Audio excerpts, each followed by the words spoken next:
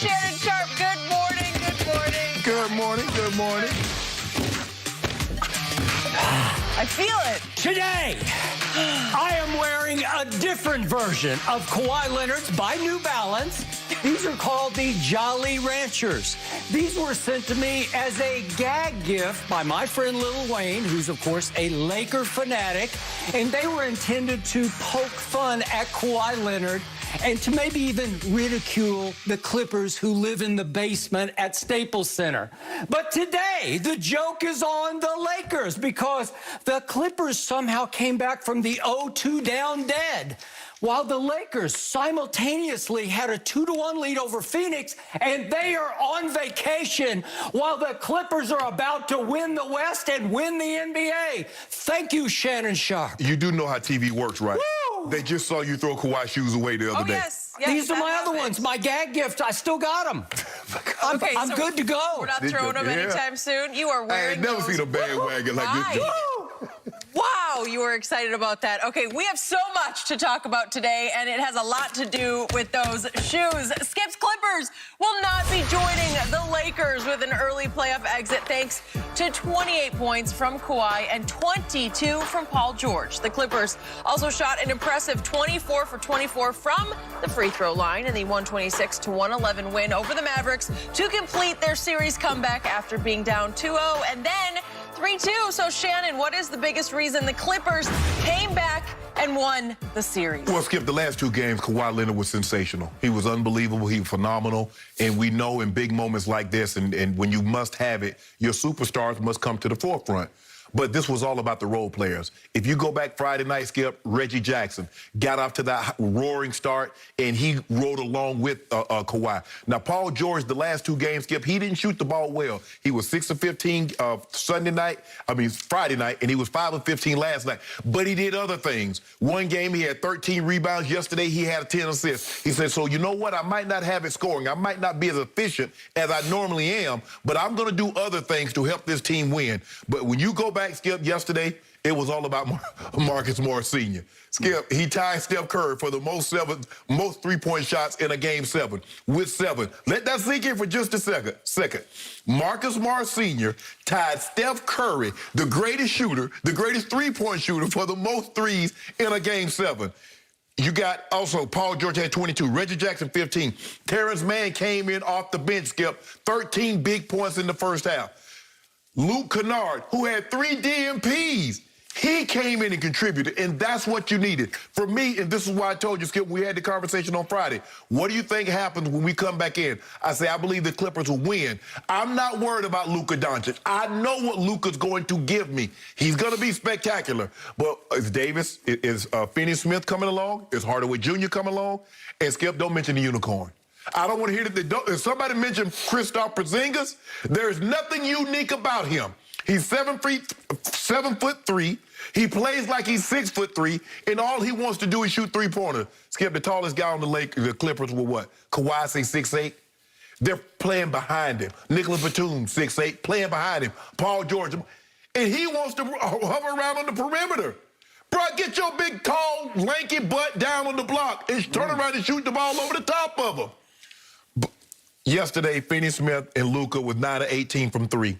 Everybody else not named Luka or Finney-Smith was 1 for 18. In a situation like this, Skip, we talk about this a lot in football because that's what we do. I say, what's the true measure of a team? Be good offense or defense? Can you do what you need to do when you have to do? If you're the number one offense, when you need a first down, when you need a touchdown or field goal, can you go get it? If you're the number one defense, can you shut someone down? The Clippers went back. What were they all year long, Skip? The best free throw shooting team. Perfect. 24 for 24. What were they? Three-point. Highest three-point percentage team. 20 of 43. That's how you won the ball. That's how they won the ball game. But, Skip, Kawhi was unbelievable. Almost one rebound short of a triple-double. But it was the role players. Marcus Morris, Nicholas Batum, Reggie Jackson, Terrence Mann, Luke Kennard.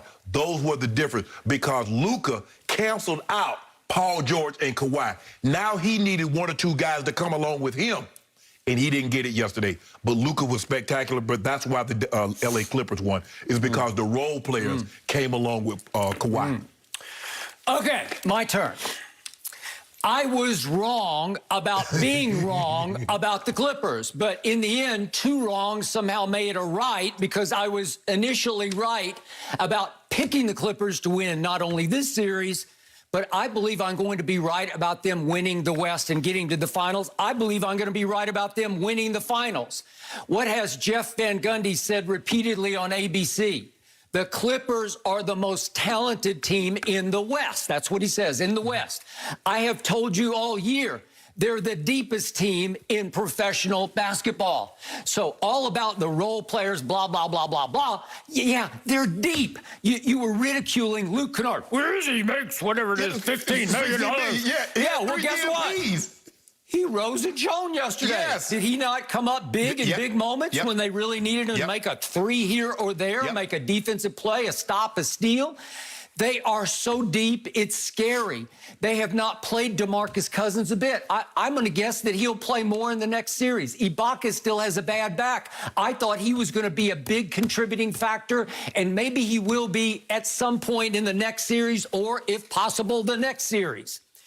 But let me say that these Clippers are simply the most frustrating, maddening team I have ever picked or rooted for in my career. There's never been anything like what the Clippers did to me over the last couple of weeks when they took about 7 years off my life. I want everybody to understand just what a hole they were in. They lost the first two games at home. They were down 30-11 2 Friday nights ago at Dallas before a packed house at the end of COVID, a packed house. Seemed like nobody was wearing masks except the players and the coaches. And it featured the packed house, Dak Prescott in the first row and Michael Irvin up in one of the boxes. And it was madness in that arena in American Airlines. And if you're down 30-11 in a game 3 on the brink of devastation and elimination, because if they fall down 0-3, what's going to happen? They're not going to come back from that. And suddenly, the Mavericks are still making threes in the second half. The Mavericks that night made 23 pointers on that Friday night in the third game. Right. No team in the history of the NBA has ever made 23 and lost a home playoff game. Never happened before, and it happened that Friday night. And I will tell you the truth, I'm pretty good at analyzing box scores. I still can't make it compute in my head how somehow the Clippers won that game. But they did, and they came back in Game 4, and they pretty much blew the Mavericks off the floor. That was really the only blowout game. That was the blowout game. And then they came home, and you know what that did to me? That might have taken 12 years off my life, because at home, they crumbled down the stretch with the weight of the NBA world on their shoulders, because everybody knows the Clippers are the stepchildren in the basement at Staples. And what did they do right on schedule? They came apart like Clippers always come apart. They choked and they gagged and they crumbled. And there were a lot of unforced errors. And at the end of the game, what happened? Kawhi Leonard winds up shooting an air ball from the corner. The same Kawhi who had made a 7-bounce three-point shot up on the rim to win the Eastern Conference Finals, obviously, over the Philadelphia 76ers with the last 7 shots. That might have been the only bad shot Kawhi